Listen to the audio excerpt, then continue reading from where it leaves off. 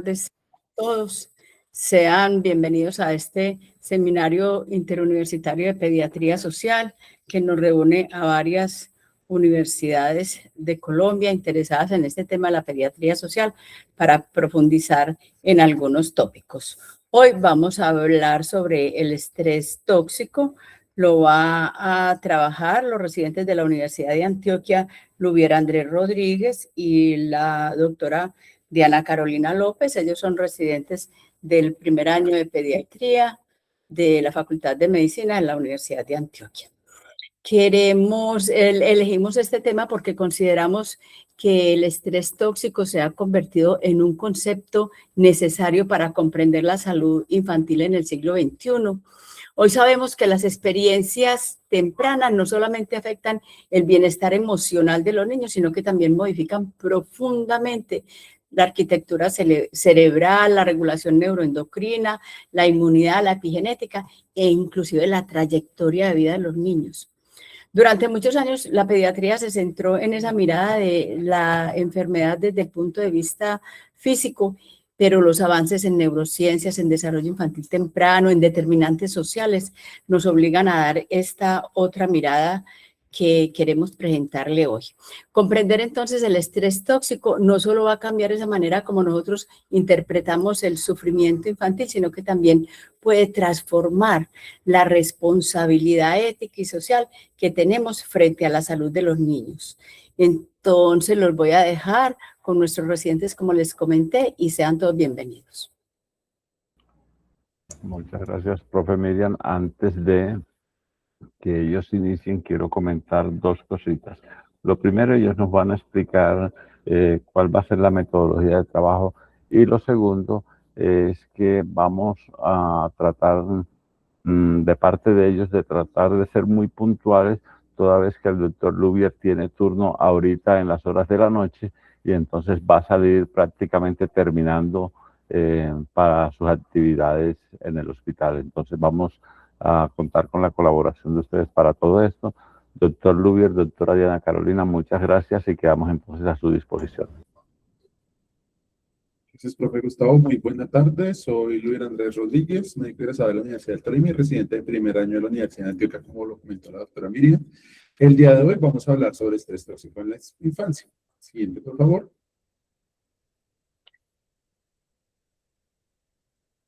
Por temas de conectividad, voy a apagar la cámara para que se escuche bien. Entonces, para el día de hoy tenemos este contenido programático propuesto. Vamos a hacer una introducción en la evolución del concepto. Vamos a hablar desde la neurobiología y lo que conocemos objetivamente sobre la biología del estrés tóxico. Vamos a pasar posteriormente a las adversidades relacionadas o a un enfoque más social, continuando con las manifestaciones clínicas. Siguiente, por favor. Entonces, vamos a empezar. Antes de continuar con la presentación, agradecemos al profe Gustavo y a la doctora Miriam, ambos nuestros asesores. No tenemos ningún conflicto de interés para presentar esta charla y algunas de las herramientas de inteligencia artificial fueron utilizadas para facilitar el contenido visual. Entonces, en la introducción vamos a pasar desde, como comentaba la doctora Miriam, desde un enfoque biológico, un modelo biopsicosocial del desarrollo infantil. Siguiente, por favor. Entonces, tenemos que tener en cuenta que este modelo para entender la salud humana ha ido cambiando. Este enfoque experimentaba una transformación donde pasamos de un enfoque puramente biológico a un modelo de ecobiodesarrollo que va a integrar los componentes biológicos, el entorno y las experiencias tempranas. ¿Qué ocurre? Estas experiencias tempranas generan una interrelación compleja. Por lo tanto, ya no podemos hablar que la salud física y mental está dictada exclusivamente por una dotación genética, sino que tanto el entorno en el que se crece como las experiencias que se viven van a tener una alteración. Esto porque es importante, justamente por el tema que traemos hoy de estrés tóxico. Estas experiencias pueden transformarse en experiencias adversas en la infancia que van a entrar en juego para modelar la salud física y mental del individuo, que nos va a llevar a hablar justamente de este concepto de estrés tóxico central en la pediatría social contemporánea. Siguiente, por favor.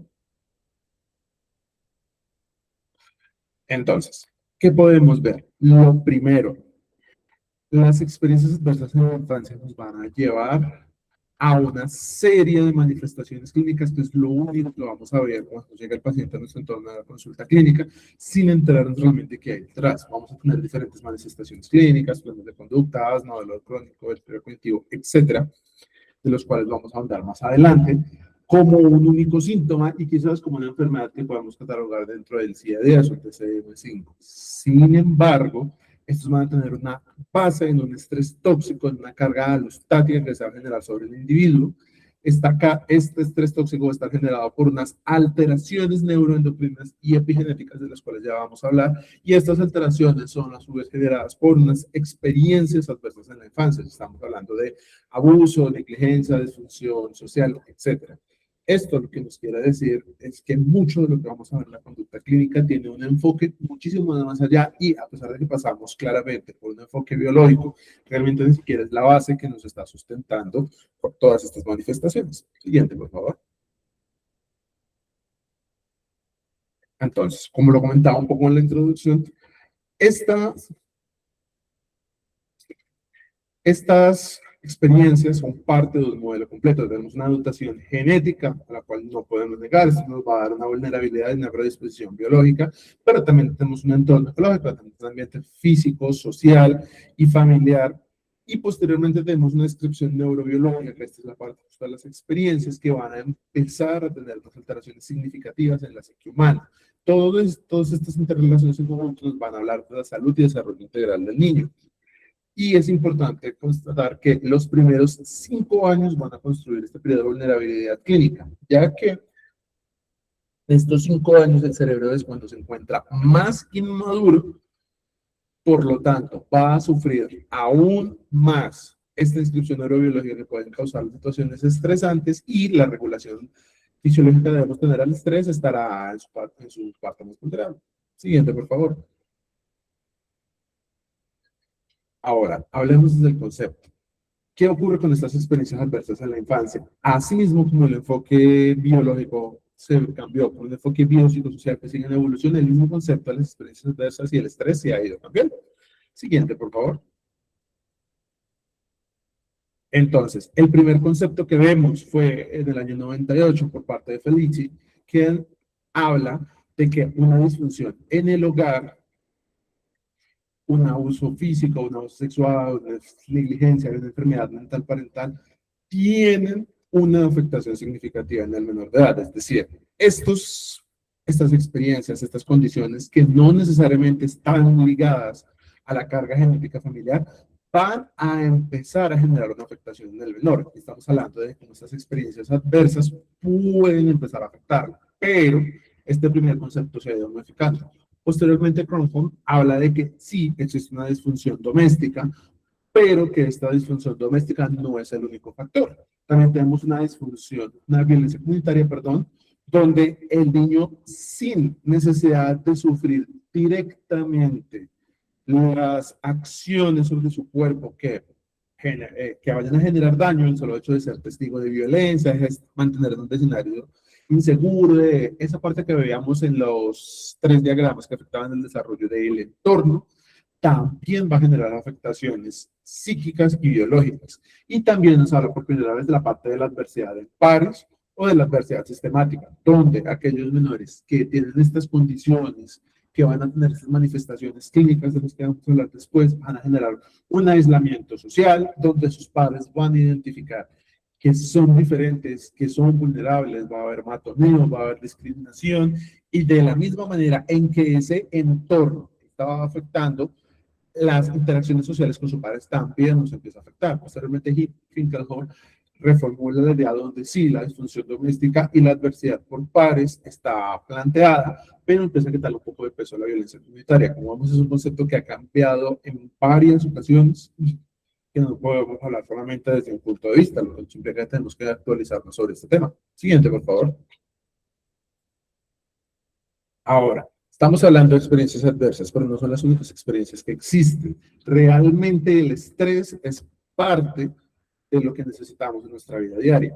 Hay un estrés fisiológico que es breve, de una intensidad leve moderada, que va a generar un retorno rápido a la homeostasis y es esencial para el desarrollo. Recordar básicamente que Todos lo sabemos, el cuerpo depende de los estímulos. Si no hay un estrés o una actividad que obligue a los sistemas a avanzar, los sistemas se van a quedar estáticos.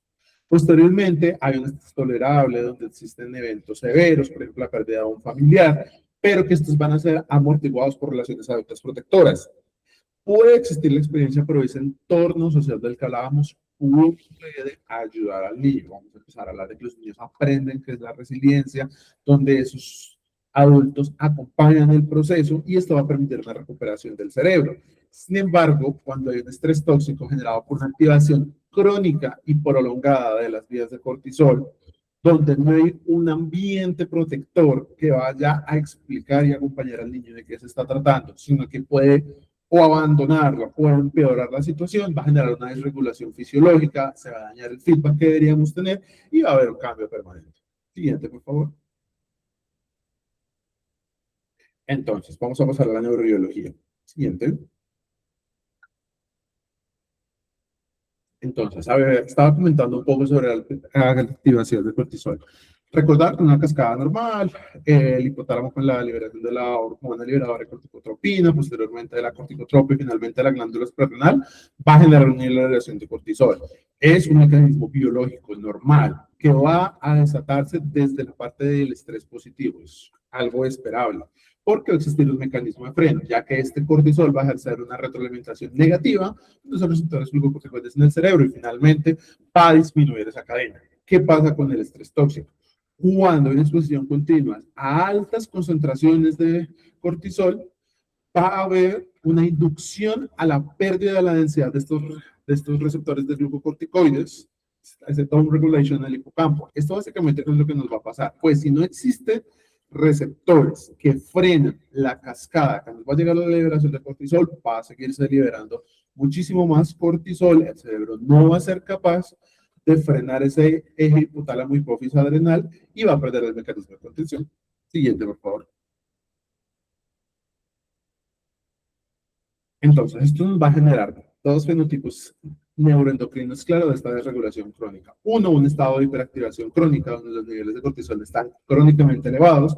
Va a haber una excreción elevada de catecolaminas, lo cual va a promover atrofia tisular cortical, daño oxidativo, una inmunosupresión temporal y una resistencia a la insulina. Eso es lo que conocemos básicamente con una liberación prolongada de cortisol y que ya tiene síndromes. Pero no es el único que hay.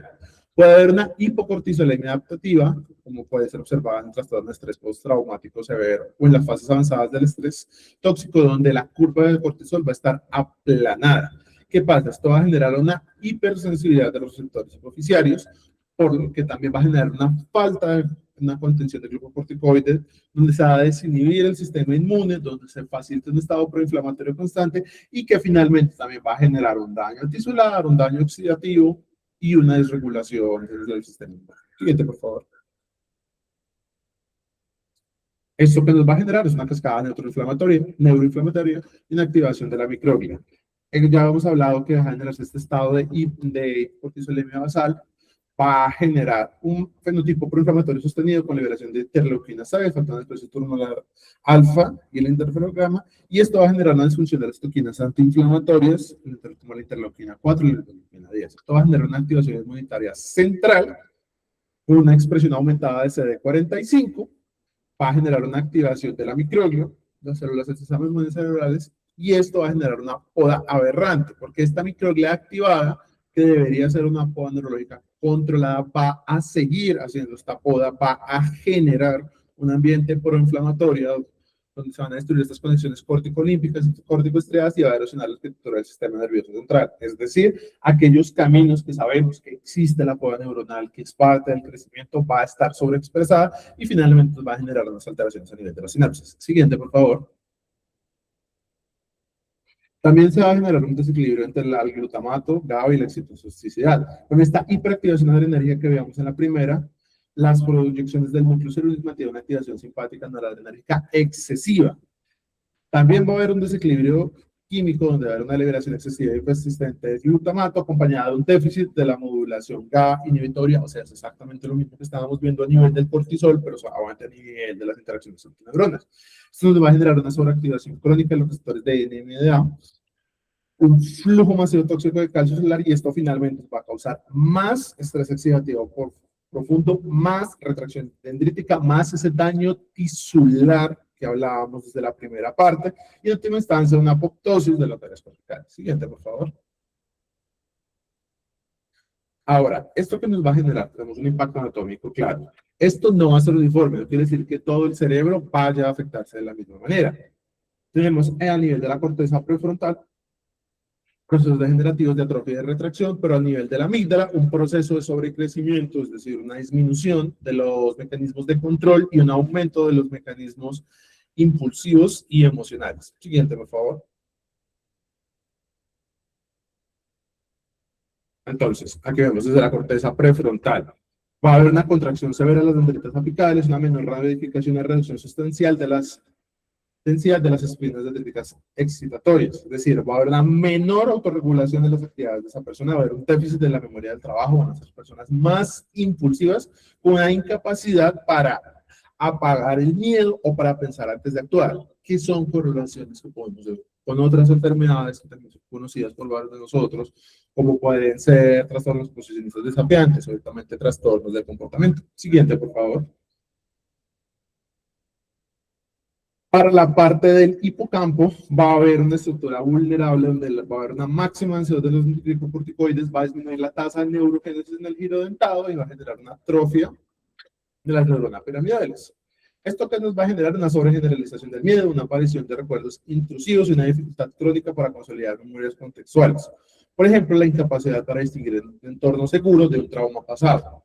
Esto que nos genera, una de las manifestaciones que vamos a ver más adelante, un deterioro de las funciones escolares, y dos, de hecho, si nos damos cuenta, esa incapacidad para distinguir el entorno actual del trauma pasado, nos acercamos más a una otra situación estresante que también hace parte de los efectos en la infancia, como el estrés traumático. Siguiente, por favor.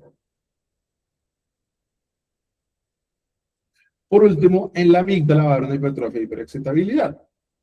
Esto que nos va a generar un incremento en la longitud, ramificación de las dendritas y una ganancia masiva de la densidad de las espinas dendríticas, un aumento del flujo sanguíneo en dicha región, es decir, el cerebro se va a reorganizar para respuestas rápidas de la supervivencia por una hiperexcitabilidad funcional, una disminución de su umbral de amenaza, una hipervigilancia, una respuesta más ansiosa y defensiva, mucho más desproporcionada, similar a lo que vemos en un trastorno de ansiedad. Siguiente, por favor. Ahora, sabemos que existen estos cambios a nivel celular, pero ¿qué hay más allá? ¿Qué nos dice la epigenética? Cómo esas experiencias adversas no solo van a cambiar la expresión de una proteína, la poda neuronal o el daño en un tisular, sino que también van a generar cambios en la ADN. Siguiente, por favor. ¿Esto que nos va a generar?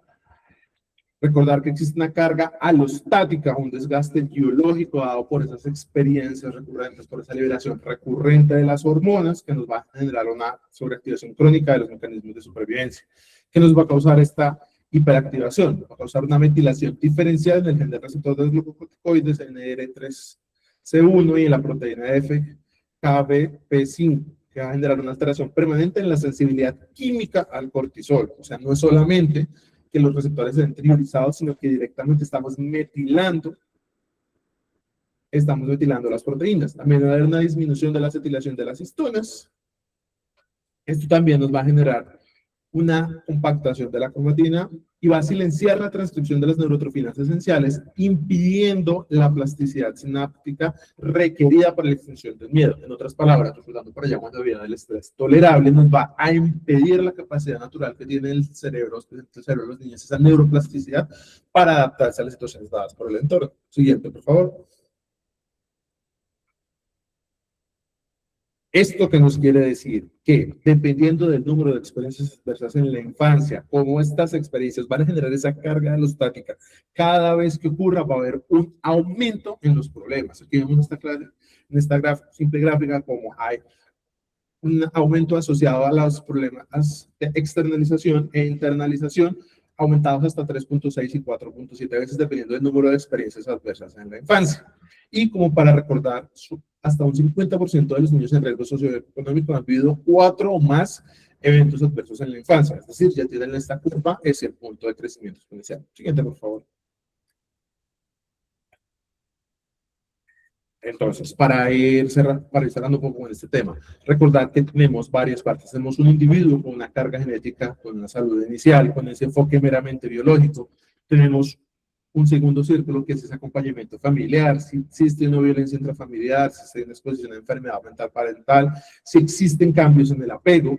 Posteriormente vemos lo que hablábamos del entorno, donde existe una comunidad presente con pobreza, con inseguridad alimentaria, con matoneo, con ciberacoso, que finalmente va a generar cambios en la estructura social, que pueden ser niños que han sido víctimas de desplazamiento, de migración, de conflicto armado, de racismo sistémico, y justamente hablábamos de ese tercer concepto de cómo hay una adversidad por parte de los pares o por el sistema. Todos estos círculos pueden afectar al individuo y de esta manera hacer un cambio en la carga genética que veíamos desde la neurobiología. Siguiente, por favor. Ahora, dos poblaciones para recordar. Primero, las poblaciones migrantes que van a tener tres traumas grandes.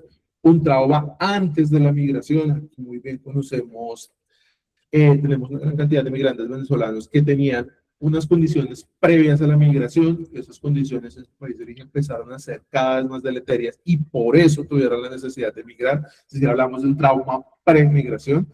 Hablamos de un trauma a través de la migración, no quiere decir que estas personas por haber tomado la decisión hayan automáticamente aparecido en su nuevo entorno, tienen que haber hecho todo un proceso de adaptación, de salir del país, de moverse a través de corredores inseguros, esto también va a generar experiencias adversas y posteriormente desde la post-migración, donde se encuentran en nuevos ambientes ajenos a su cultura, donde va así haya una comunidad entre ellos, van a ser comunidades vulnerables, donde puede haber mucho rechazo, como lo vemos de hecho en el contexto colombiano, hacia sus contextos, pero no son las únicas por ahí. Recordar que también, por ejemplo, tenemos otras poblaciones indígenas, lastimosamente muchas de ellas van a estar en condiciones de extrema pobreza, ya sabemos, condiciones de abandono estatal, pero entonces, ¿qué pasa? Estas condiciones de extrema pobreza también nos están afectando el entorno, también nos van a aumentar el intento de un policonsumo de sustancias, también son comunidades que suelen estar marginadas del sistema de salud porque son comunidades muy alejadas, entonces esto también nos explica justamente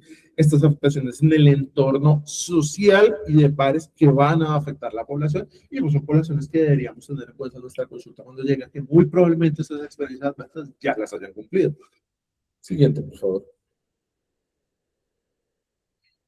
Como para ir avanzando un poco, entonces ahora vemos qué es lo que pasa. Ya sabemos que existen unas alteraciones, ya sabemos que el cerebro está en su etapa crítica durante los primeros 5 años de vida y esto nos va a generar unas alteraciones en el neurodesarrollo y en el apego. Pero, ¿qué sigue?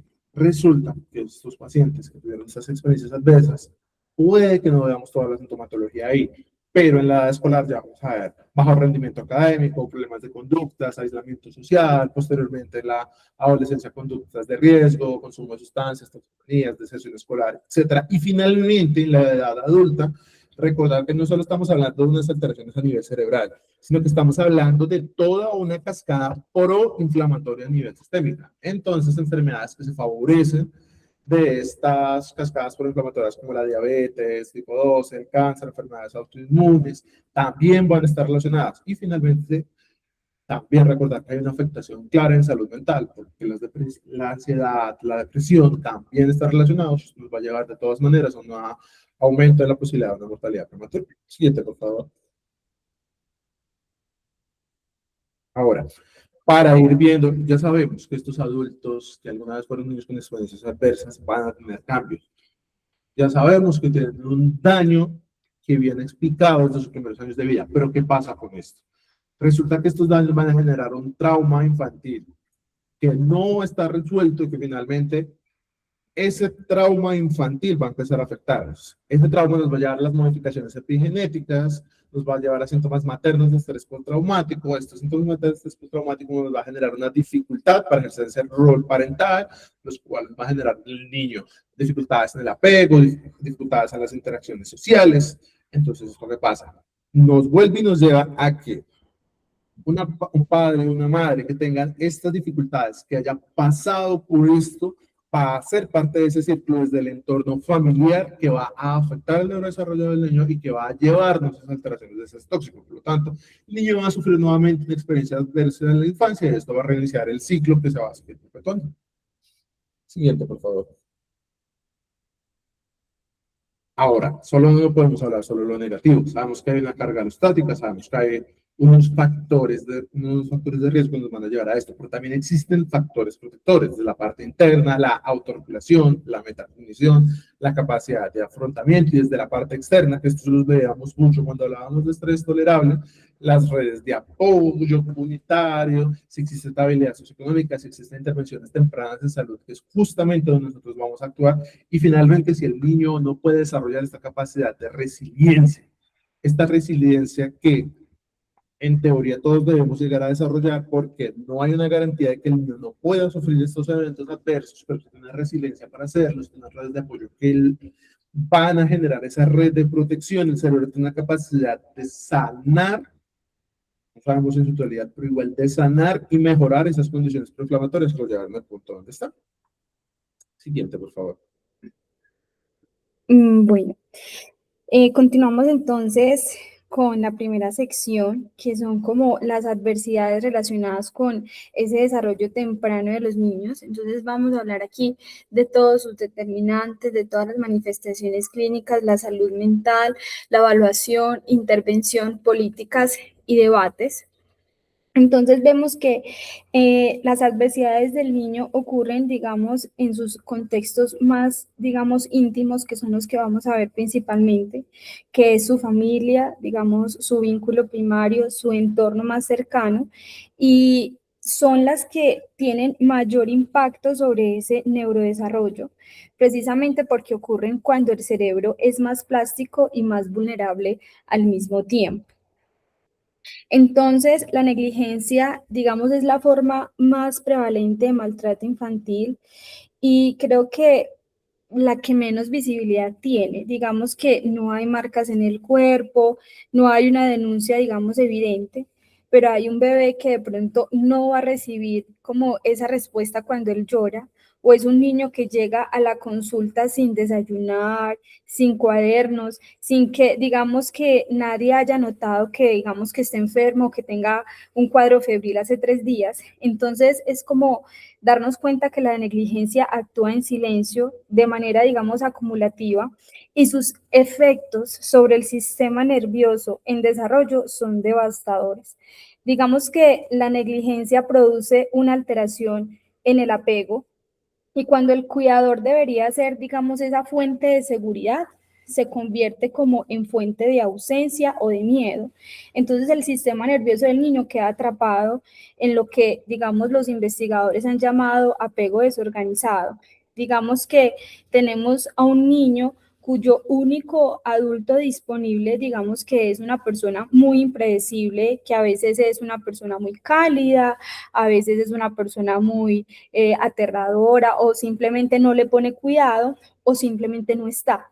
Entonces ese niño va a necesitar acercarse a ese adulto para calmarse, pero al mismo tiempo su sistema nervioso le dice que acercarse a ese adulto es peligroso, por lo que ya hemos visto. Entonces el resultado va a ser como un congelamiento y una inmovilidad, y las conductas que interpretamos como manipulación o capricho de los niños en realidad son una respuesta de ese sistema nervioso que no sabe cómo resolver esa contradicción biológica. Entonces, ese apego desorganizado tiene, digamos, relación directa con todo el aspecto neurobiológico. Va a alterar todos los circuitos límbicos, como nos habló el doctor Lubier, activa el eje hipotálamo-hipófisis adrenal de manera crónica, y obviamente va a elevar y va a mantener esos niveles de cortisol altos y que van a estar sostenidos en el tiempo, y que a su vez van a dañar, digamos, esas estructuras que son fundamentales y críticas para el aprendizaje de ese niño y, digamos, para esa regulación emocional que vaya a tener. Dando paso a la violencia intrafamiliar y enfermedad mental parental, que están muy unidos, digamos, a esa negligencia que podemos encontrar en nuestros niños, vemos que la violencia intrafamiliar no necesita que el niño sea golpeado para hacerle daño. Digamos que presenciar violencia entre los cuidadores va a activar ese mismo eje de estrés que recibirla, digamos, de una forma directa. Entonces, el cerebro del niño no va a distinguir en que él es testigo de violencia o que él es el blanco de esa violencia. En ambos casos, digamos que ese sistema de alarma y de ansiedad va a activar el cortisol, lo va a elevar, y cuando eso ocurre de manera repetida y sostenida, el hipocampo va a dañarse. La amígdala, digamos que va a sensibilizarse, y la corteza prefrontal, que es responsable, digamos, de toda esa planificación, de toda esa regulación emocional y control de impulsos, va a quedar, digamos, comprometida. Entonces, el efecto va a seguir como un patrón dosis-respuesta que es muy claro, que no es un episodio aislado lo que produce el daño estructural. Digamos que un solo evento puede ser traumático, pero la exposición crónica, digamos, la incertidumbre, digamos, permanente de no saber cuándo va a ocurrir un próximo episodio, digamos, de violencia, esa misma incertidumbre lo que va a hacer es mantener un sistema nervioso en estado de alerta constante. Y digamos que un sistema nervioso que no pueda descansar, que esté en alerta todo el tiempo, no va a poder aprender, no va a poder, digamos, relacionarse, no va a poder desarrollarse. Y a su vez, entonces, esa enfermedad mental parental merece una atención muy especial, porque ¿qué va a pasar? Se va a afectar ese vínculo desde la raíz. Entonces, una madre con una depresión mayor que no es tratada, digamos, no va a estar en condiciones aptas o no va a estar emocionalmente disponible para su bebé de una forma consistente. No porque no quiera a su bebé, no estamos diciendo que no lo quiera o que no lo desee, sino porque esa misma depresión lo que va a hacer es robar la capacidad de respuesta y va a generar una inconsistencia en el cuidado. Digamos que no crueldad, sino que no es constante en ese cuidado, y no va a ser suficiente, y va a ser, digamos, suficiente para alterar ese apego.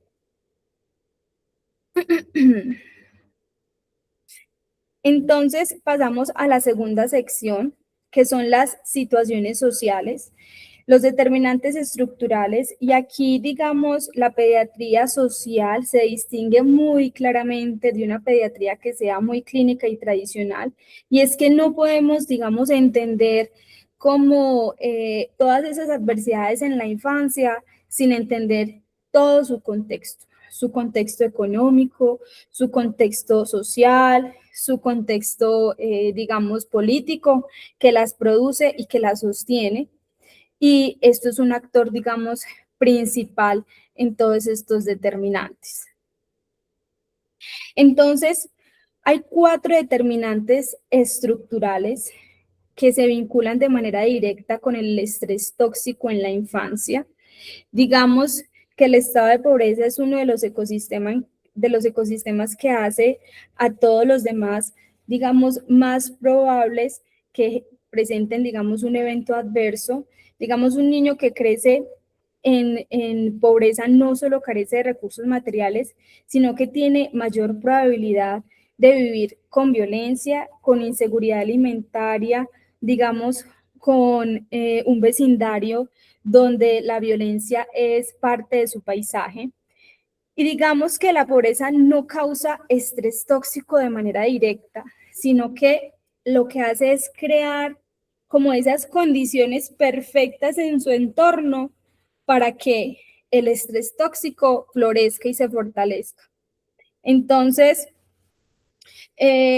todo esto va a llevar a todo lo que se relaciona con la inseguridad alimentaria, que va mucho más allá de la misma nutrición, ya que un niño que no sabe si va a comer mañana, si tiene como ese sistema biológico activado de manera permanente, y a su vez el mismo cuidador que no sabe cómo alimentar a su hijo, también va a tener esos niveles de estrés parental que van a impactar directamente, digamos, en la calidad del vínculo que puede ofrecer.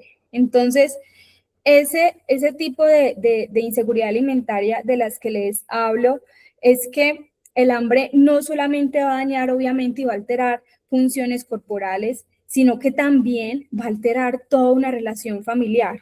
Y una relación familiar, y digamos esa relación, ese vínculo dañado, no va a poder amortiguar el estrés que tiene este niño. A su vez, el desplazamiento y la migración van a tener múltiples adversidades porque van a haber pérdidas de redes de apoyo, barreras lingüísticas, digamos, aculturación forzada, ruptura de esas rutinas protectoras. Y esto no es un contexto teórico, es la realidad de muchas familias que llegan a nuestras consultas con historias pues un poco desgarradoras y que a veces pasamos de largo porque nunca las preguntamos y nunca las tuvimos en cuenta y hacen parte y son fundamentales para implementar todas estas estrategias.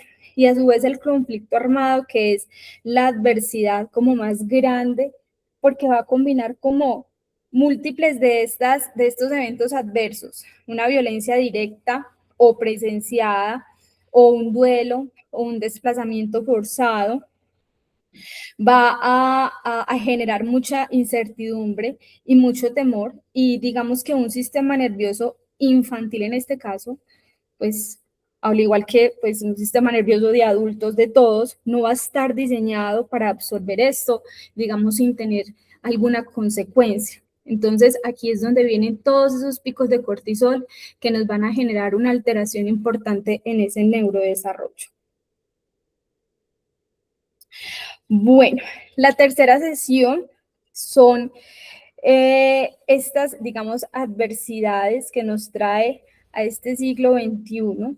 Las adversidades, digamos, que no se estudiaron en los estudios clásicos. El mundo digital, pues, digamos que ha creado formas de sufrimiento infantil y adolescente que apenas la pediatría está empezando, digamos, a integrar en su práctica cotidiana y aprender cómo a detectarlo y a saber, digamos, la importancia que tiene, inclusive dentro de la consulta, al simplemente evaluar un niño que tiene o un adolescente que está sufriendo con una ansiedad o con un trastorno de depresión o un trastorno de atención hiperactividad, donde también nos tenemos que, digamos, enfrentar a estas preguntas de qué ven en estos contenidos digitales y a qué están expuestos.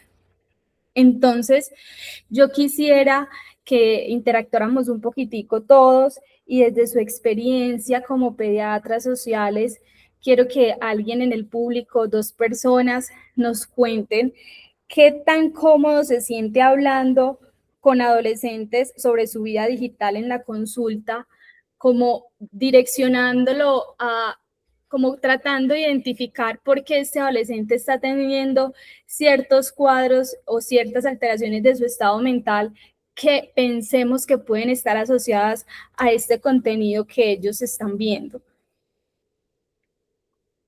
Muy bien, muchas gracias. Ya el doctor Fabio Rodríguez levantó la mano. Doctor Fabio, tiene usted la palabra, lo escuchamos. Sí, muchas gracias y buenas tardes. Me ha gustado muchísimo el hilo conductor que le han dado a este tema del estrés tóxico. Bueno, la pregunta que tú haces, la haces muy dirigida hacia un entorno de consulta. Nosotros acá en Pediatría Social, en la sabana periférica de Bogotá, llegamos a los colegios, entonces hemos llegado a planteles educativos recientemente y hemos visto con preocupación cuando hacemos todo esto que llamamos alfabetización en salud sobre los hábitos digitales. Con preocupación vemos que en colegios públicos, en grado sexto, séptimo, octavo que hemos venido trabajando, el 95% de los niños tiene celular propio con datos y si no tienen datos tienen conectividad. Entonces, cuando les preguntamos acerca de los riesgos, pues pareciera conocerlos, pero no entenderlos. Entonces, ahí es donde empieza a haber un tema que nosotros llamamos el fenómeno de la pupa de la mariposa. Es que básicamente pues, los niños que están en bachillerato, así como las mariposas que entran en pupa, requieren de factores protectores, como tú mencionabas, redes de apoyo, entendimiento de la familia, pero digamos que los conceptos, los conocimientos de riesgo están, pero no se cumplen. Entonces, cuando les preguntamos, ven, ¿y tú qué ves en el celular? No, pues yo me la paso haciendo juegos, me la paso chateando, veo Instagram, bueno, un poco de actividades que ellos tienen. Básicamente empezamos a mirar a qué horas te acuestas. Se están acostando 9, 10 de la noche y se levantan 4:40, 5 de la mañana, teniendo casi que 2 a 3 horas de desfase, que cuando las multiplicamos semanalmente, eso representa 10 horas de déficit de sueño, y eso también entra en un tema de disrupción neurogénica, de falta como llamamos nosotros acá, eliminación de esos endobióticos o fracciones de cortisol que se generan durante el día. Son niños que nos dicen, no, es que yo llego a la casa y no está mi papá, mi mamá, entonces me dejan el celular para saber cómo estoy, pero pues ellos dan un uso no adecuado, no debido de estas tecnologías. Ahí es donde surge nuestra preocupación. Y cuando empezamos a mirar dentro de la gran cantidad de adolescentes que hay un 5% mal contado que dice, no, yo no tengo celular, pero me siento rechazado.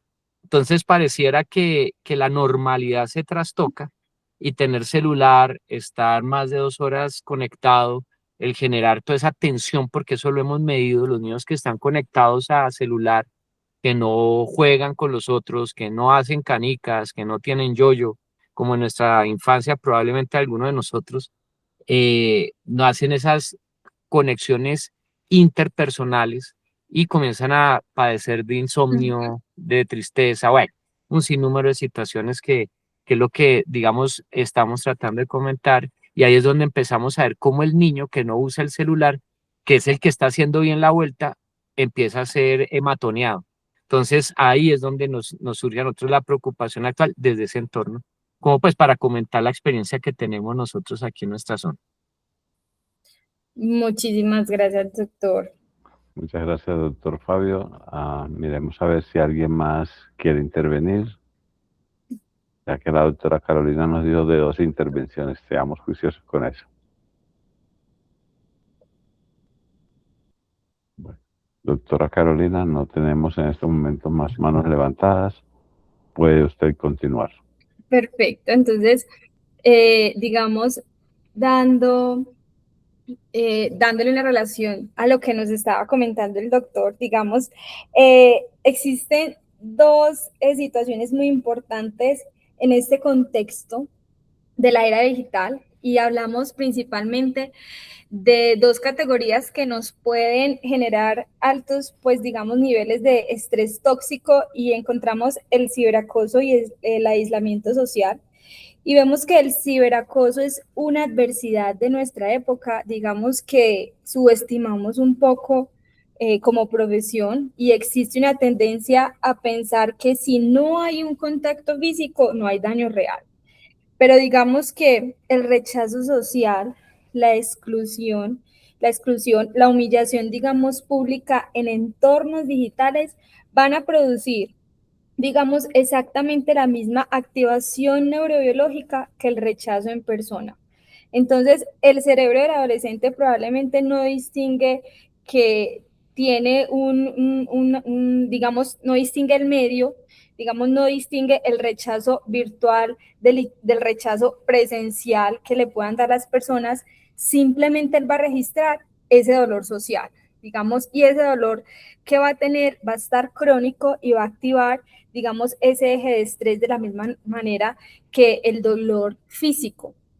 Entonces, si él se siente rechazado, digamos, en sus redes sociales, va a ser igual al sentirse rechazado presencialmente, y va a producir exactamente esos mismos activación de esos ejes de estrés. Y por eso es tan importante nosotros tenerlo en cuenta, porque no es que tener una pantalla lo haga menos riesgoso o tenga menos factor de riesgo de tener estas situaciones de estrés tóxico.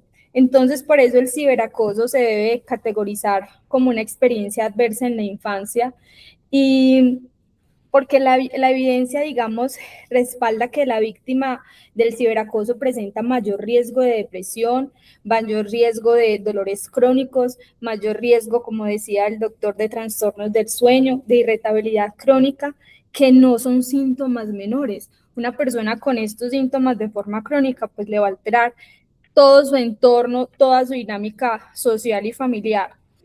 Y obviamente el aislamiento social, digamos que la pandemia de COVID-19 lo evidenció de una manera dramática, digamos que es un estresor tóxico, y Y esto nos quiere decir que, digamos que uno no necesita ser víctima de acoso para sufrir, digamos, su daño.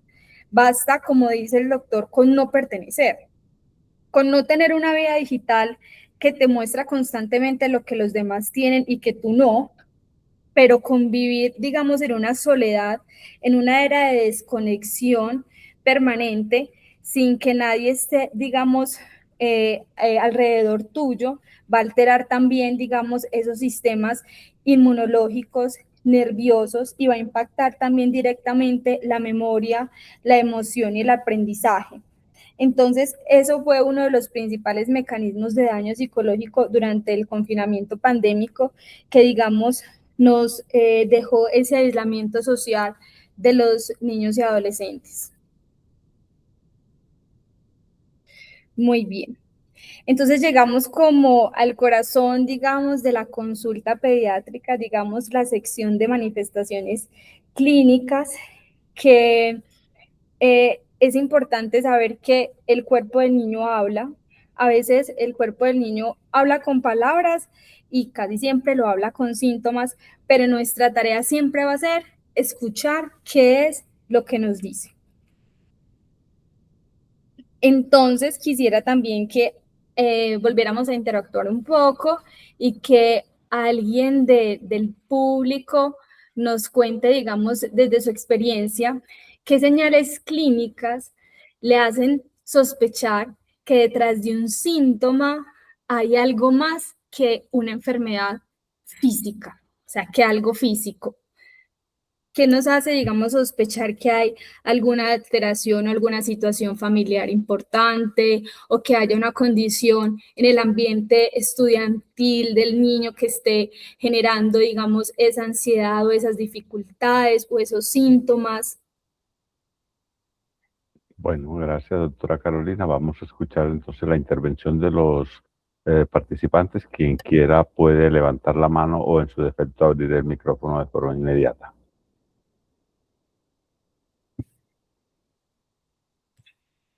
Doctora Miriam, la escuchamos. Bienvenida.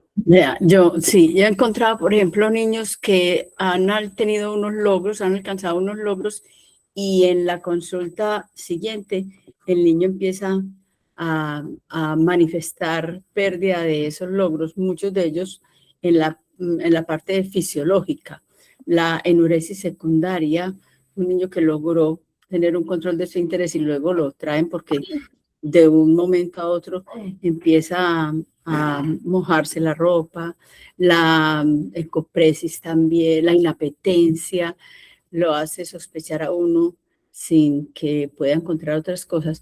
Entonces hay unas señales clínicas que, como decía, me gustó mucho eso, que el cuerpo del niño habla, el cuerpo del niño dice de lo que le está pasando, el retraimiento también. Hay niños que se retraen y que dejan de manifestar esa actividad profunda que tiene el niño, que es el juego. El juego infantil le dice a uno muchas de las cosas que le están pasando en la vida al niño. Es de lo que yo he encontrado más frecuente en esas señales clínicas que le hacen a uno sospechar que hay algo detrás en la relación del niño, en el estrés que está viviendo, y que no tiene ese adulto que le proteja y que finalmente le active la resiliencia. Muchísimas gracias, doctora Miriam, por compartirnos su experiencia. De pronto alguien quiere darnos su opinión, o continuamos. Escuchemos a ver quién de pronto levanta la mano y quiere participar en esta disertación.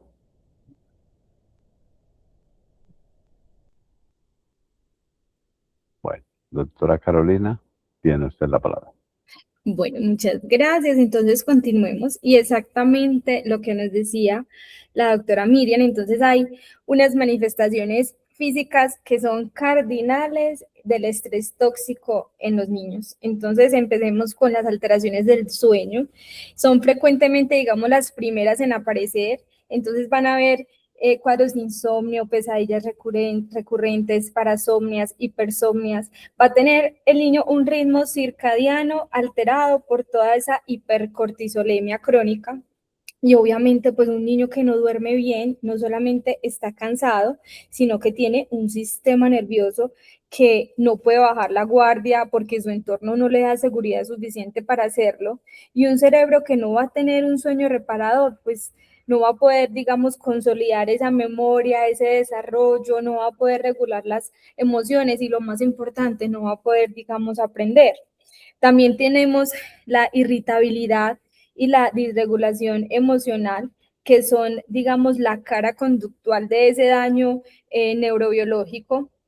Tenemos la hipervigilancia, digamos, esa reactividad es excesiva ante los estímulos mínimos y la dificultad para calmarse una vez que está activado.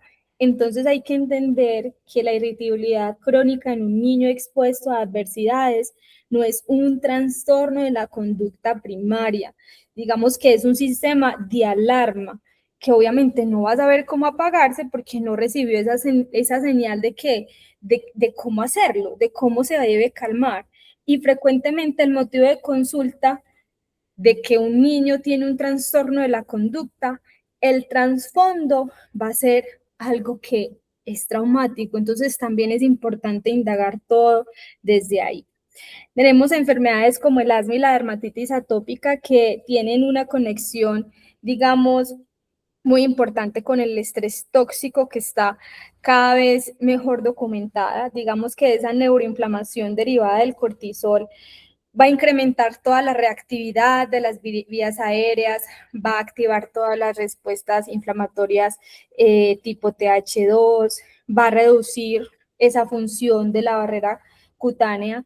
Entonces, el pediatra que ve al niño asmático con 4 hospitalizaciones, digamos, en el año, pienso que también debería preguntarse no solo qué alérgenos están presentes, sino de qué está pasando en la casa de este niño, porque mire todos los factores que nos influyen en estos episodios repetitivos y estas alteraciones recurrentes y este poco control de estas patologías. También tenemos el dolor crónico, que son dolores persistentes o recurrentes con muy fuerte asociación a estos eventos adversos y a estas experiencias adversas y a estos síntomas depresivos y ansiosos. Entonces, el niño que siempre tiene dolor, que le duele la cabeza, que le duele el abdomen, que le duelen los huesos, que le duele el pecho y digamos que sus estudios están normales, está diciéndonos algo que no puede decir de otra manera, sino con sus manifestaciones físicas. Entonces es muy importante también tenerlo en cuenta. En los niños escolares, el estrés tóxico tiene 4 presentaciones clínicas que merecen como una atención específica porque son las más frecuentes en la consulta pediátrica y son muy mal interpretadas, digamos. Tenemos el dolor abdominal funcional, que es uno de los motivos de consulta más clásico del estrés tóxico en la, digamos, en la edad escolar. Es por ese eje intestino-cerebro que no es como una metáfora o no es algo que es inventado, sino que es un sistema de comunicación real con neurotransmisores, con microbiota, con señales que viajan, digamos, en ambas direcciones. Entonces, el niño que llega por una tercera vez en esos 2 meses con dolor abdominal, sin tener, digamos, una causa orgánica que muestra las ecografías normales, que no tiene ninguna alteración en su vía urinaria y que normalmente ese niño es llorando fácilmente, es un niño que no está fingiendo, es un niño que tiene un cuerpo que está traduciendo en síntomas físicos algo que todavía no es capaz, digamos, de expresar o que todavía no tiene las palabras para expresar. Tenemos a su vez el tipo, digamos, de trastorno de atención hiperactividad reactivo, que merece como una mención especial porque es uno de los diagnósticos más frecuentemente confundidos y es esa disregulación dopaminérgica producida por el cortisol crónico que va a generar exactamente el mismo cuadro clínico que un trastorno de atención de hiperactividad primario, con inatención, impulsividad, dificultad para regular el comportamiento. Entonces necesitamos explorar ese contexto y diferenciar entre ambos diferenciar como esos síntomas para poder, y el contexto para poder llegar al tratamiento adecuado. La enuresis secundaria también es una señal de alerta clásica, digamos que no se puede atribuir a que el niño no duerme profundo o que un niño que ya había logrado esa continencia nocturna vuelve a mojarse en la cama sin causa orgánica, digamos, ha experimentado algo que su sistema nervioso no ha podido integrar. Entonces, antes de uno decir, ¿qué vamos a mandarle o qué estudio le tengo que mandar? También tengo que pensar qué cambió en la vida de ese niño para que haya tenido ese retroceso de sus habilidades ya desarrolladas. También tenemos los trastornos alimentarios, la hiperfagia emocional, la restricción, los patrones alimentarios de alimentación, digamos, son la expresión del daño a los circuitos de recompensa y saciedad por esa disregulación del eje hipotálamo-hipófisis adrenal. Y entonces, también es importante tenerlo en cuenta en el niño con obesidad o en los niños que tienen, digamos, patrones de alimentación que a veces nos preocupan, también hay que evaluar y preguntar por ese contexto familiar. Muy bien. Continuamos entonces con el estrés tóxico y la salud mental, que no son temas pues que debamos obviar, son muy importantes y hay que verlo desde todos los ángulos, ya que estas alteraciones biológicas que genera el estrés tóxico va a generar un daño al hipocampo, va a generar aumento del cortisol de una forma sostenida, va a haber una disregulación dopaminérgica y por consecuencia una neuroinflamación, y son precisamente, digamos, los mecanismos que van a iniciar esos trastornos mentales más prevalentes en la infancia y en la adolescencia. Entonces hay varios trastornos que la investigación, digamos, vincula con mayor consistencia y digamos, con mayor fuerza al estrés tóxico en la infancia. Entonces tenemos el trastorno de estrés postraumático, digamos, en la primera infancia, el diagnóstico es más, digamos, subestimado por los síntomas que presenta. No es porque sea raro, sino que se presenta de una forma diferente que en el adulto, porque un niño de 3 años probablemente no va a tener esos flashbacks que ocurrieron o que normalmente presentan los adultos, sino que va a tener más que todo un juego traumático repetitivo, va a tener pesadillas que no puede, digamos, narrar porque no tiene ese lenguaje para hacerlo, tiene esas regresiones del desarrollo que a veces se interpretan como, ay, es que él es muy caprichoso. Entonces, a veces en la primera infancia, este trastorno de estrés postraumático está como disfrazado de que el problema es la conducta del niño, y si no lo reconocemos, pues vamos a generar estrategias y, digamos, vamos a gestionarlo de forma equivocada.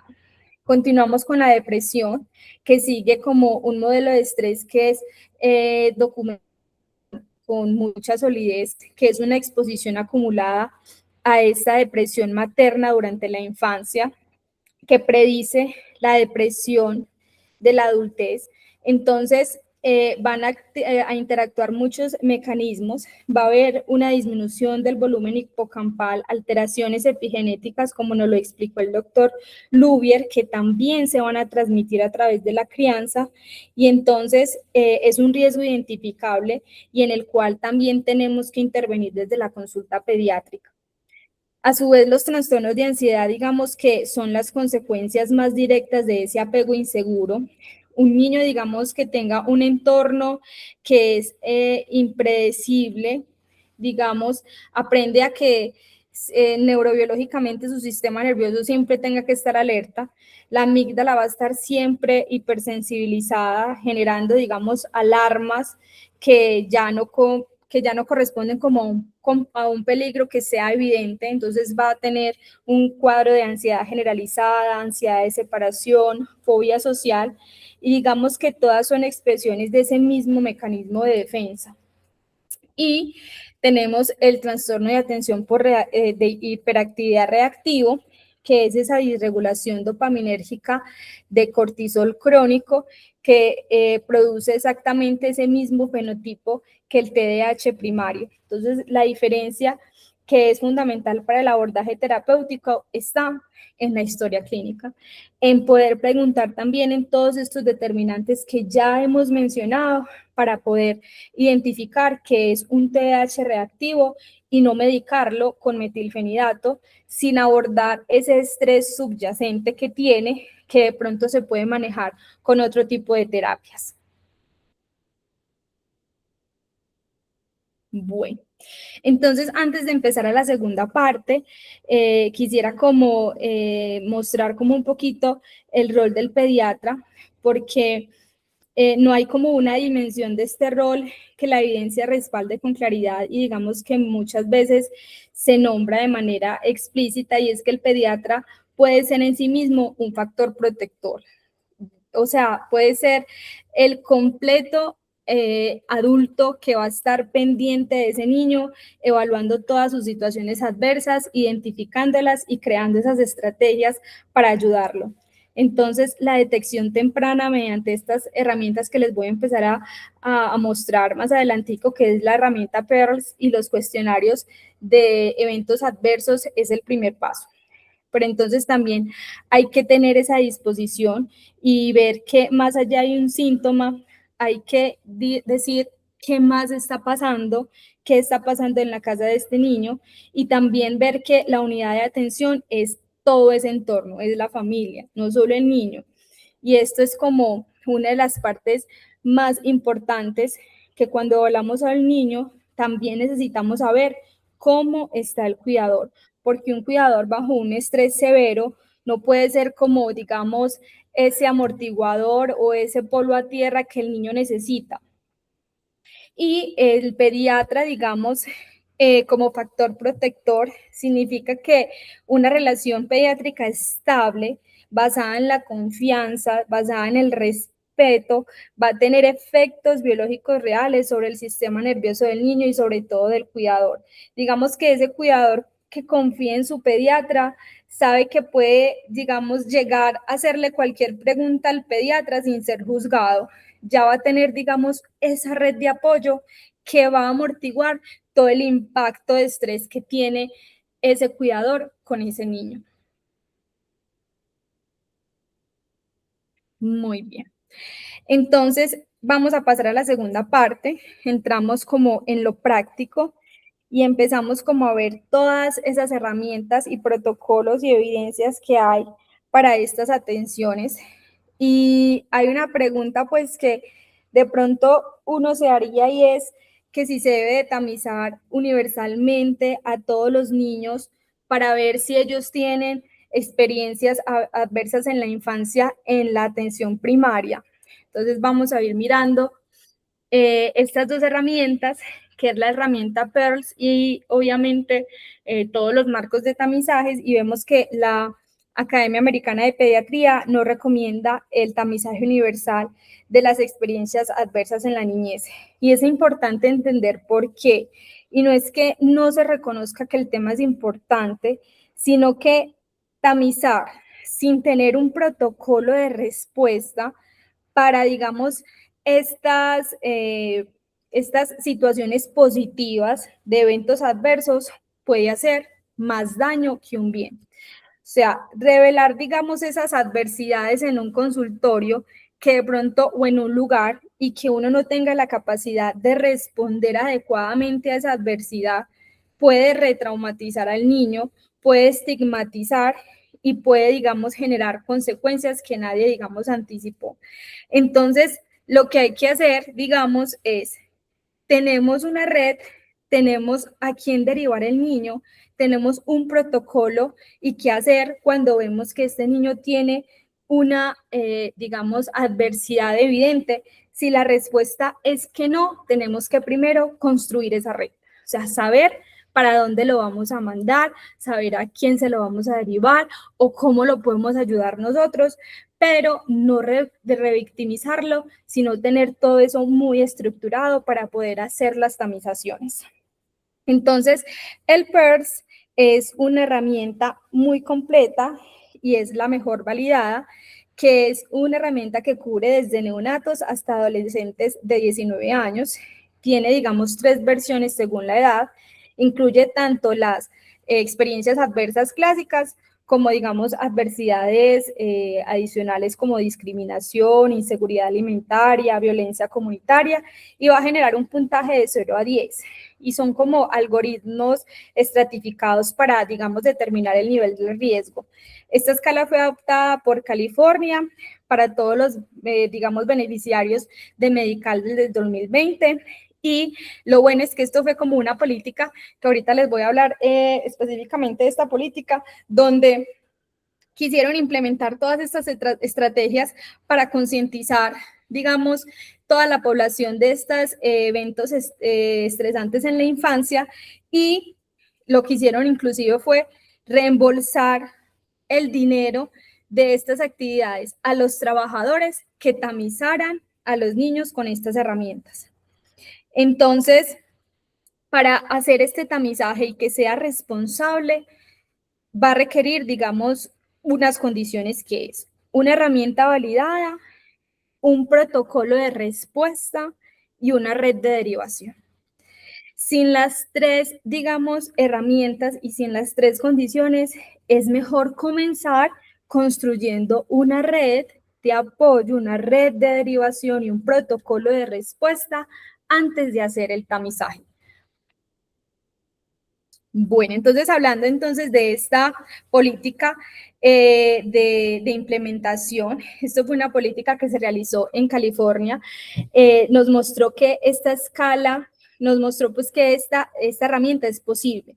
Entonces, estos números que ven en la diapositiva, digamos, son resultados de una política pública que decidió que las adversidades en la infancia son una prioridad de salud pública, que es merecedora de ese financiamiento, legislación y sistema de respuesta, donde a 5.4 millones de niños de Medical cubiertos, digamos, por esa legislación de AB 340, donde invirtieron 105 millones con 35.300 proveedores entrenados en ese uso de PEARLS y los protocolos de respuesta. Se realizaron 2.3 millones de tamizajes realizados a 1.5 millones de niños beneficiarios, donde se hicieron el reembolso anual de Medical para los proveedores que hicieran esa tamización. Entonces, ¿por qué es importante eso? Porque demuestra que, que el sistema, digamos, no lo permite porque no hay recursos, pero vemos que lo necesitamos y que si lo pudiéramos hacer y si lo pudiéramos implementar, pues hay una forma de hacerlo. Inclusive en California se estandarizó un día de concientización de los eventos adversos en la infancia, que es el 14 de mayo del 2024, y esta política se inició en el año 2020 y sigue trabajando continuamente. Entonces, es importante identificarlo, es importante que es un proceso que se puede reproducir en distintos contextos y hay que mirar la forma de poder adaptarlo. Bueno, continuamos entonces con esta sección que me parece, digamos, la más como esperanzadora de toda la presentación, y es como esos factores protectores y esa resiliencia del foco, digamos, de las adversidades hacia el foco en los recursos que las familias tienen y que podemos construir activamente desde la práctica. Entonces, por aquí vemos esta pirámide que organiza los factores protectores del estrés tóxico de una manera jerárquica, desde la base hasta el vértice, y lo que está en la cima, el factor protector universal, digamos, más poderoso que la investigación ha identificado, es, digamos, un adulto estable, un adulto comprometido y un adulto confiable en la vida de un niño. Eso es lo más importante. Digamos que ese adulto no necesita ser perfecto, no necesita tener los recursos económicos ni una educación formal completa, solamente necesita estar. O sea, solamente necesita, digamos, demostrar una y otra vez que ese niño importa. Y ese adulto, lo repito porque quiero que lo llevemos de aquí, ese adulto puede ser el pediatra, tranquilamente puede ser el pediatra. Entonces, En la base tenemos el apego seguro, que es, digamos, ese amortiguador de todas esas respuestas de estrés. Los niños, digamos, con mayor seguridad en el apego presentan, digamos, niveles significativamente más bajos de cortisol, incluso en contextos de alta adversidad. Entonces, a veces un niño con un apego seguro no va a eliminar las adversidades que tiene, pero sí las amortigua. Y eso es suficiente para marcar, digamos, esa respuesta biológica. En el segundo nivel, digamos que están esas experiencias positivas en la infancia, que es también fundamental, y no basta solo con reducir el daño, es necesario construir todas estas fortalezas y estas experiencias positivas que son los lazos estrechos, sentirse amado, digamos, respuesta a estas necesidades, tienen una capacidad compensatoria frente a esos eventos adversos. Inclusive, los estudios muestran que adultos con experiencias positivas en la infancia altas, digamos, tienen mejor salud mental en la adultez, incluso cuando tienen eventos adversos que también son altos. Entonces, construir estas experiencias positivas desde la consulta también es una intervención. Y obviamente también tenemos factores individuales como autoestima, autorregulación, y digamos redes de apoyo, conexión escolar, el acceso a la salud mental, que también completan la pirámide, son todos modificables, son todos, digamos, accesibles desde la práctica clínica con los enfoques adecuados. Muy bien. Entonces aquí pasamos a las intervenciones basadas en la evidencia. Esta es la última, digamos, sección que nos dice qué funciona, si todas son accesibles a todos los contextos, si son fáciles de implementar, pues sí hay, digamos, intervenciones que se puedan realizar y pues aquí se las voy a mostrar. Entonces, los programas, digamos, con mayor evidencia para la primera infancia tienen algo fundamental en común y es que todos trabajan la relación del cuidador y el niño como esa, digamos, esa unidad de intervención. Entonces, no solo los síntomas del niño de manera aislada. Entonces, esta es como la diferencia que define el abordaje de la pediatría social.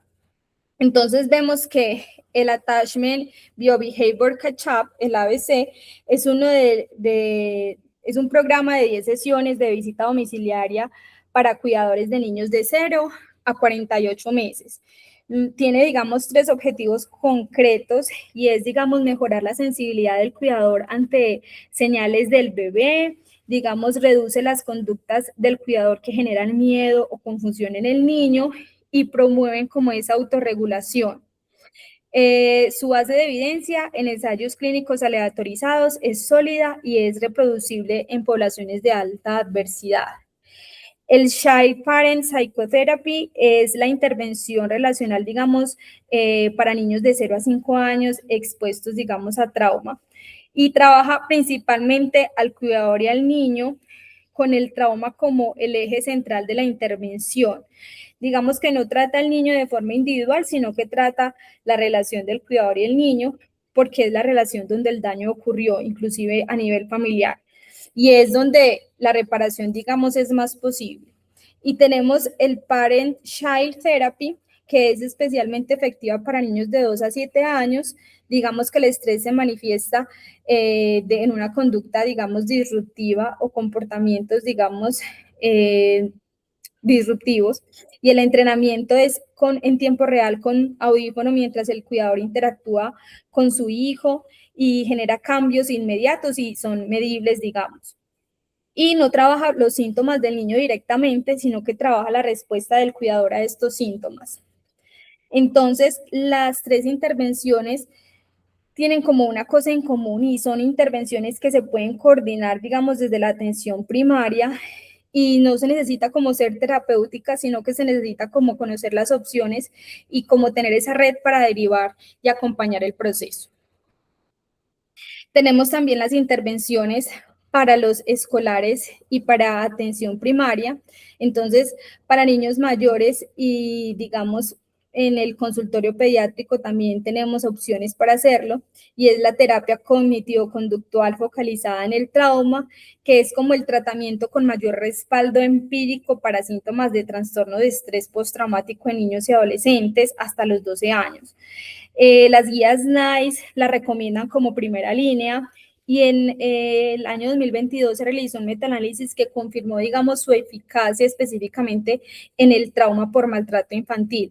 Son de aproximadamente 12 a 18 sesiones en formato individual, con un trabajo paralelo con el cuidador. Digamos que no son terapias largas y sus efectos sí son sostenidos en el tiempo. El Resilience Clinic de la UCSF es relevante para hacer desde la atención primaria. Más que todo son grupos mensuales del cuidador y el niño, que son basados en terapia mindfulness y psicoeducación sobre el estrés tóxico.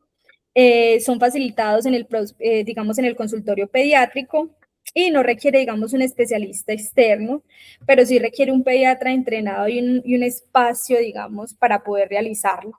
Y el programa Family Information conecta, digamos, a las familias con recursos comunitarios específicos, digamos que no es clínico en sí, pero es un puente, digamos, de detección de estas situaciones adversas familiares.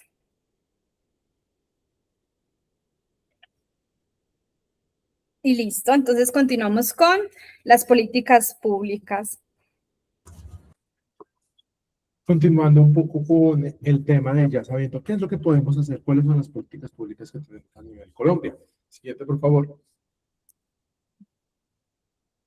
Entonces, tenemos, no quedó acá. Tenemos 3 leyes que nos van a, 2 leyes de resolución que nos van a proteger. En la primera, tomada desde, todas y cada una de ellas tomadas desde las bases de la Convención de los Derechos del Niño, posteriormente adaptados desde la Constitución Política de Colombia, y desde ahí la legislación colombiana, tenemos la 1098 de 2006 en el Código de Infancia y Adolescencia. Nos habla de una doctrina de protección integral, un principio de corresponsabilidad, familia, sociedad, Estado, 2 de esas condiciones que sabemos que afectaban la psique del niño en los eventos adversos, y algo muy importante, el proceso de restablecimiento de derechos. Este proceso de restablecimiento de derechos nos habla que una vez un niño ha sufrido una experiencia adversa, grave, el Estado debe ser el encargado de restablecer los derechos. Entonces, ¿qué ocurre aquí?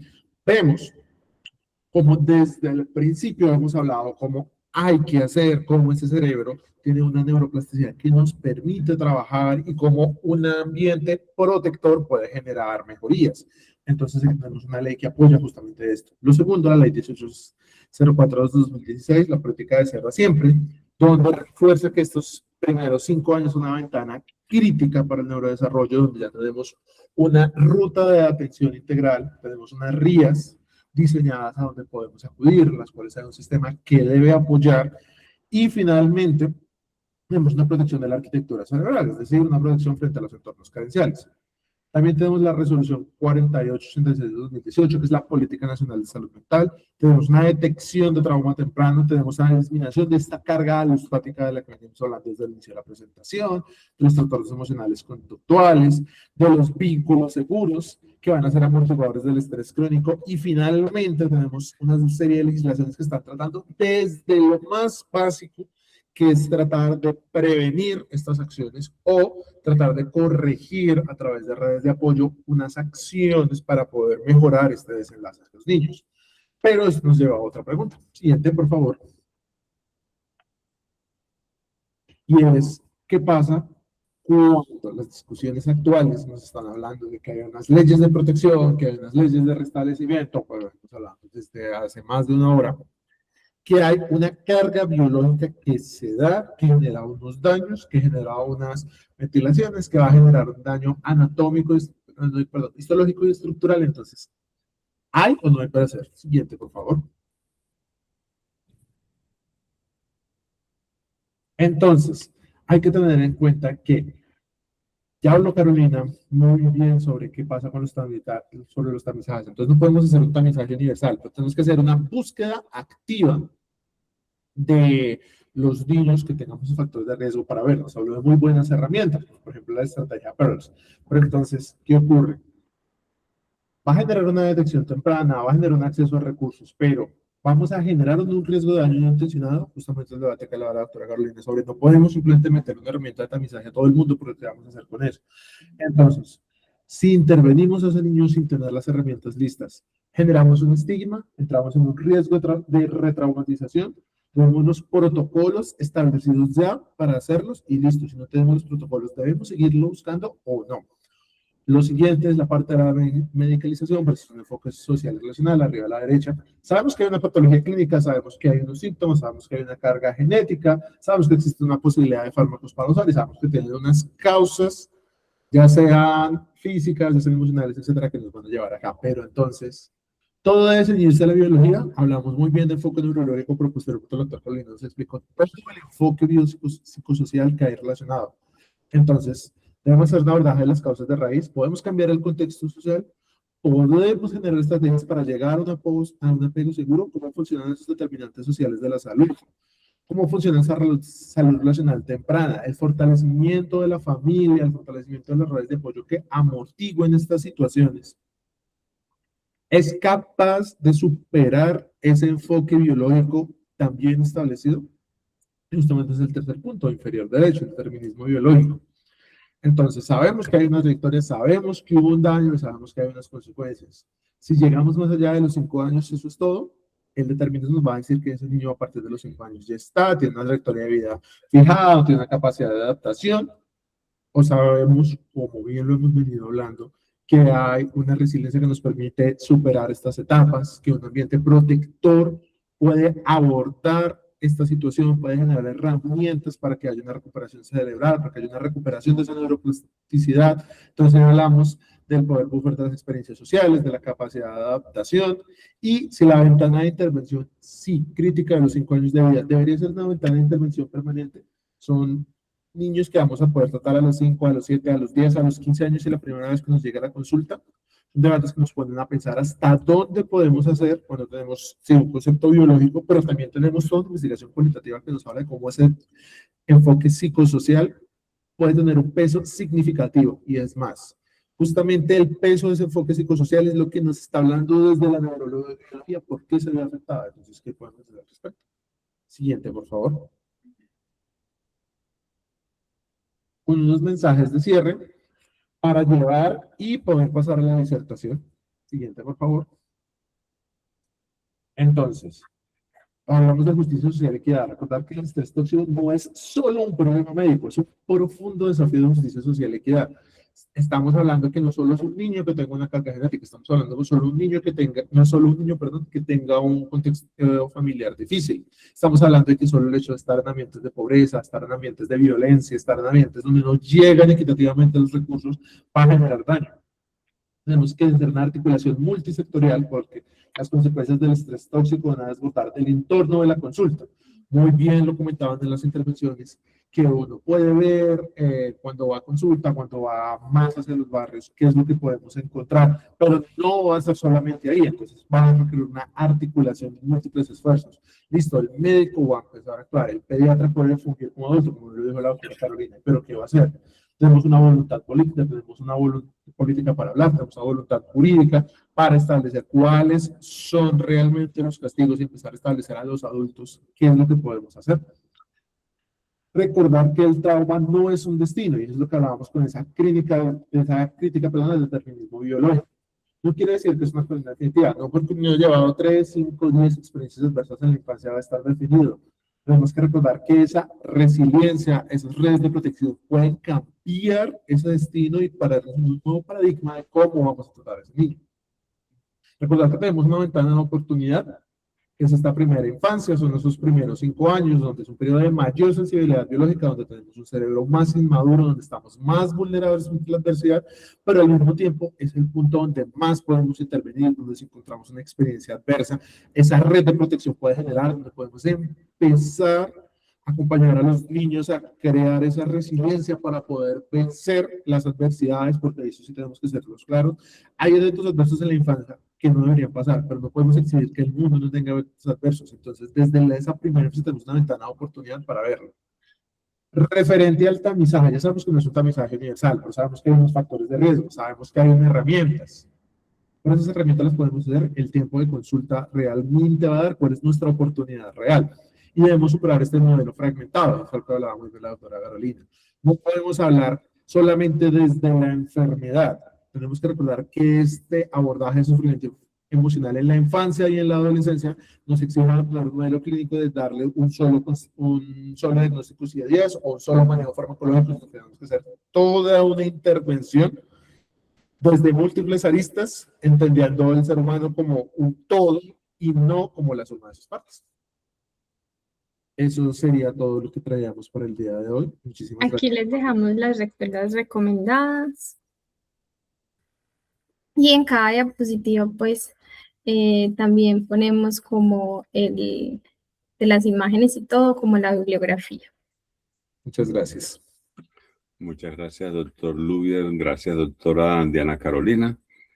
A partir de estos momentos, entonces, vamos a dar la posibilidad para que podamos precisar, aclarar, profundizar acerca de la temática trabajada en el día de hoy. Entonces, quien quiera participar puede levantar la mano o, en su defecto, abrir el micrófono directamente.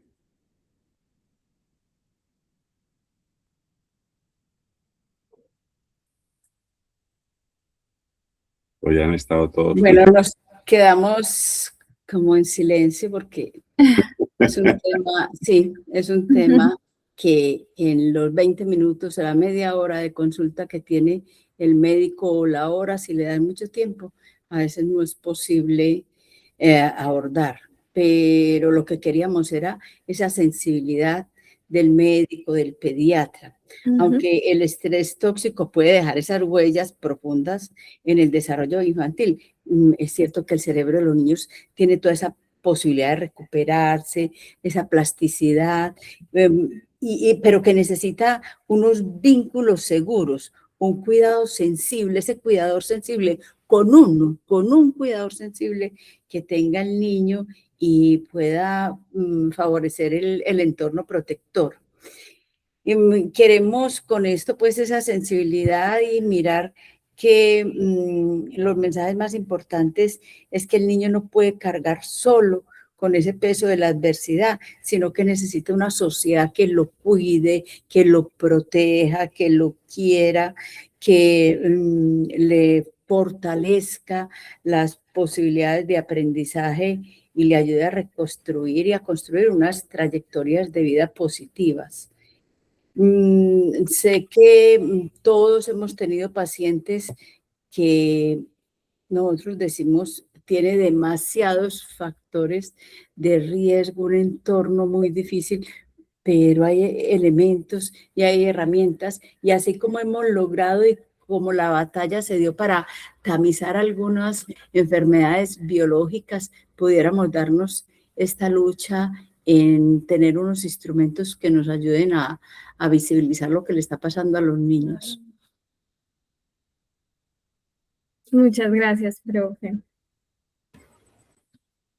Pues no podemos ser pesimistas, uno queda aquí como triste de ver lo que le pasa a los niños y lo que podemos hacer desde la consulta, pero el estrés tóxico pues, no nos debe conducir a ese pesimismo, sino al compromiso que tenemos como pediatras y como pediatría social, a formar el recurso humano que pueda pensar en esto que antes no lo pensábamos, y que no nos quedemos con las manos cruzadas y que digamos no podemos hacer, o dejémoslo solo a trabajo social, o salgámonos por un ladito haciendo la interconsulta para psicología porque vemos que el ambiente de este niño está difícil, sino que a veces nosotros somos los directores de orquesta.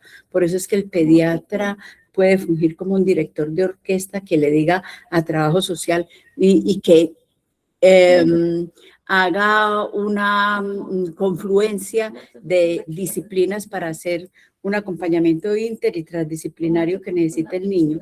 No podemos quedarnos con la tranquilidad que a veces nos quedamos, que yo sé que no es fácil en este ambiente, pero nos quedamos solo con la remisión a psicología. Y cuando vemos al niño en la próxima consulta con su familia, hemos visto que no le han podido dar la cita de psicología. Sí, profe, tiene razón. Una de las grandes preocupaciones que se ha generado con relación a esta temática está directamente relacionada con los tiempos de consulta.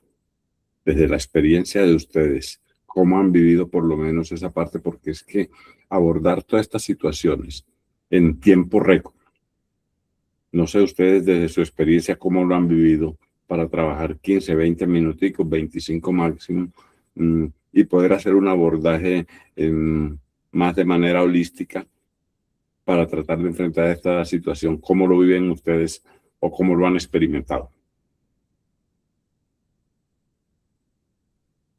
Doctor Fabio, lo escuchamos. Sí, gracias, doctor. Pues en realidad el tiempo siempre será escaso y nunca será suficiente, pero ahí es donde siempre lo hemos enmarcado en que hay que indagar, como decía la doctora Diana, pensarlo, empezar a caracterizarlo y darle un hilo conductor en los controles. Y así vamos haciendo una sumatoria de consultas que nos van permitiendo ver avances y adquirir inclusive destrezas de psicólogo. Porque sí, la consulta con psicología, con terapias, con, bueno, todos los profesionales que tanto nos apoyan, a veces se trunca, y más en las situaciones actuales del sistema de salud. Lo otro que hacemos es que, pues, bueno, nosotros tenemos la posibilidad de llegar al entorno. Entonces, ver dónde está el niño en su jardín infantil, llegarle a la casa.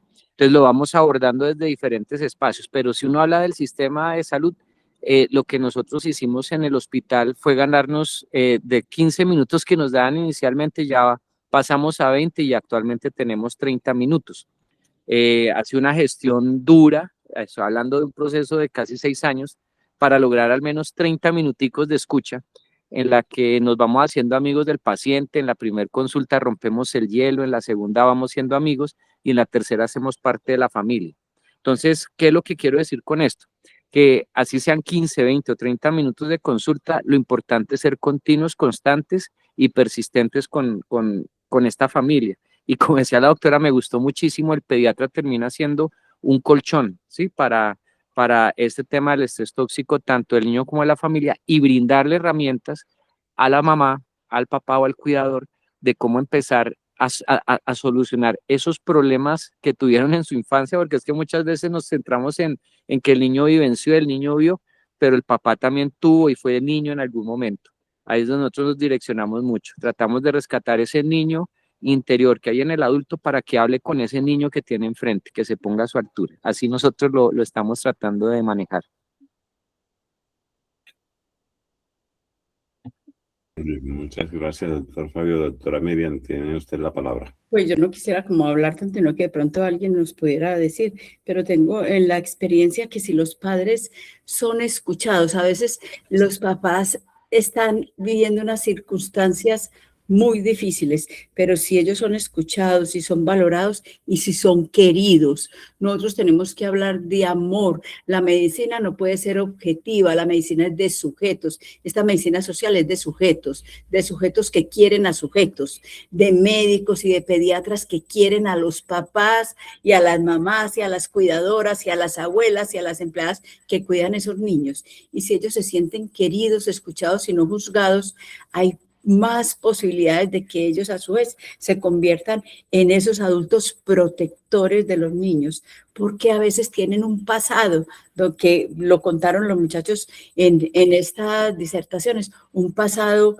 que llevan a la crianza. Cuando ellos empiezan a criar, pues lógicamente llevan la manera como los criaron a ellos. Y muchas de las cosas que les pasaron en la niñez lo vierten en la crianza de sus hijos.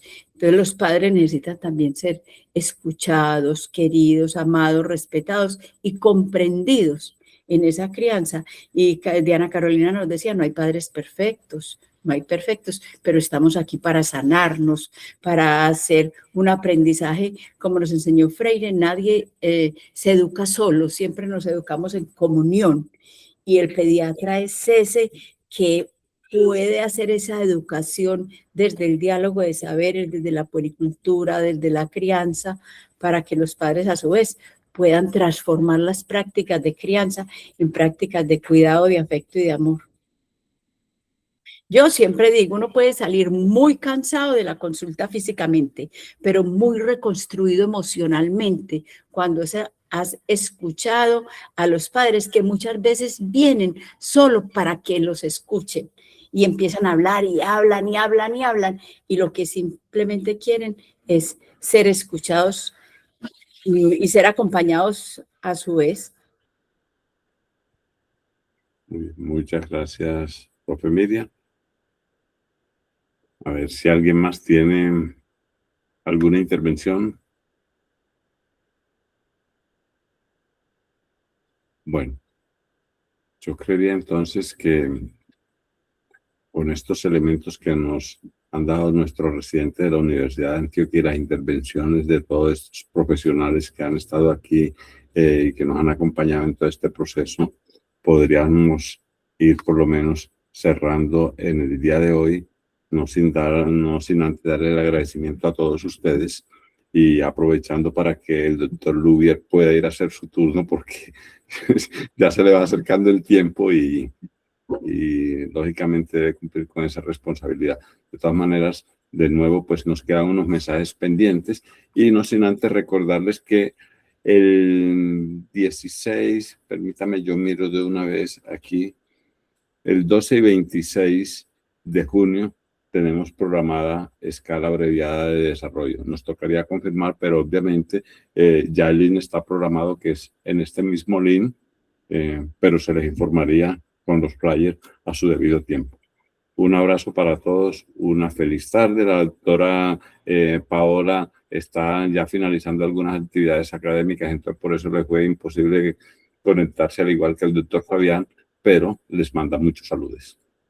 Un abrazo para todos. Muchas gracias y un abrazo Una a todos. Muchas gracias. Muchas gracias. Felicitaciones, Diana Carolina y Lubier, por el excelente trabajo. Muchas gracias. Muchísimas gracias a todos. Muy buena noche. Que esté muy bien. Feliz turno, Lubier. Muchas gracias, profe. Muy bien, hasta luego. Hasta luego.